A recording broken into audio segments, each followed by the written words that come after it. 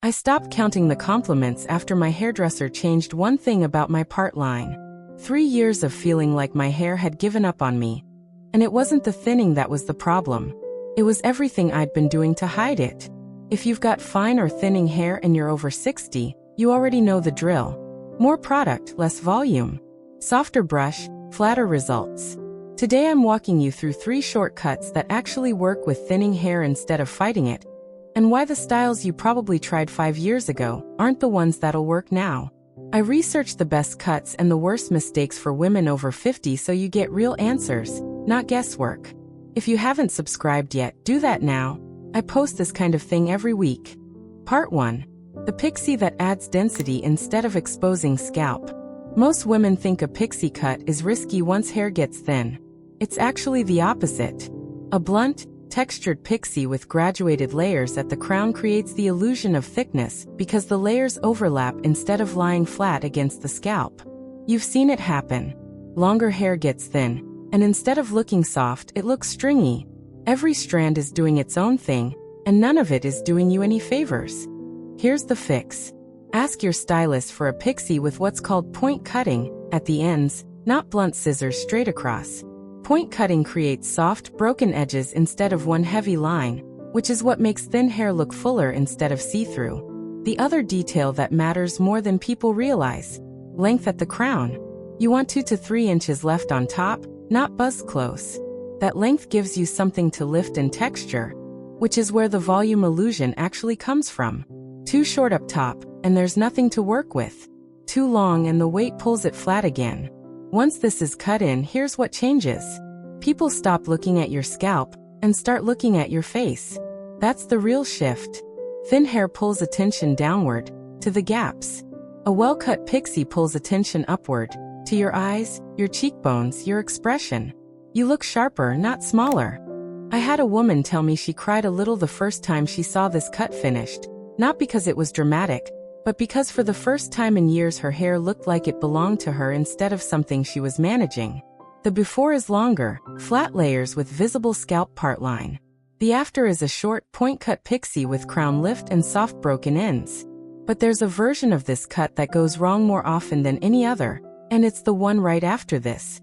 Part 2. The textured bob that hides thinning without looking severe. Here's something most people don't think about. A bob cut too precisely, too blunt, actually makes thinning more obvious, not less. Sharp lines need density to hold their shape. Without it, the ends look wispy no matter how straight the cut is. You know the feeling. You ask for a classic bob, expecting polish, and instead your ends look uneven the second you leave the salon chair, even though the stylist cut it perfectly straight. The fix is a soft, textured bob with slight layering through the mid-lengths, not at the ends. This keeps the outline of a bob intact, but removes the heaviness that makes thin hair sag at the bottom. Ask specifically for internal layers, not layers cut into the visible edge. That single phrase changes what your stylist reaches for. Length matters here too. Chin length to just below the jaw is the sweet spot for fine hair. Shorter than that, and you lose the ability to angle it forward, which is what frames the face. Longer than that and gravity starts working against you again by midday. What changes once this is done right?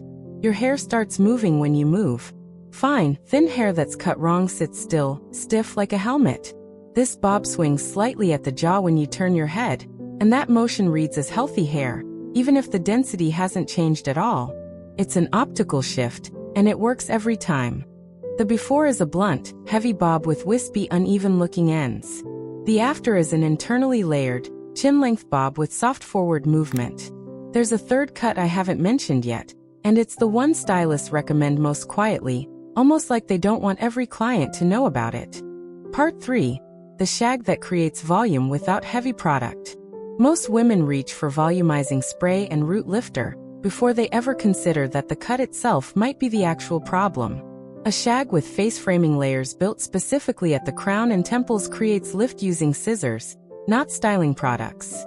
You've stood in the aisle comparing 3 different mousse bottles, hoping one of them finally works. And they help a little, for about 2 hours. The fix is asking for a modern shag with layers that start above the ear, not at the chin. Layers starting higher create separation at the root, which is exactly where thin hair needs the most help. This is different from an older style shag, which used long, heavy layers that actually weighed hair down. The updated version keeps layers short and choppy near the crown specifically. Bangs are optional here, but a soft curtain fringe adds another layer of lift right at the forehead, which draws the eye upward and away from thinning at the temples, a spot a lot of women worry about but rarely mention out loud. Here's the payoff. Once the layering is right, you can air dry this cut and it still holds shape. That's the real test of whether a cut is working with your hair type. If you need 20 minutes and 3 products just to get through the morning, the cut is fighting you. This one doesn't. The before is flat, product-dependent hair with no natural lift. The after is a short layered shag with crown volume that holds without styling. There's one more thing that ties all 3 of these cuts together, and it has nothing to do with scissors at all. Part 4. The one word that changes how your stylist cuts thin hair. Here's what nobody explains before you sit in the chair.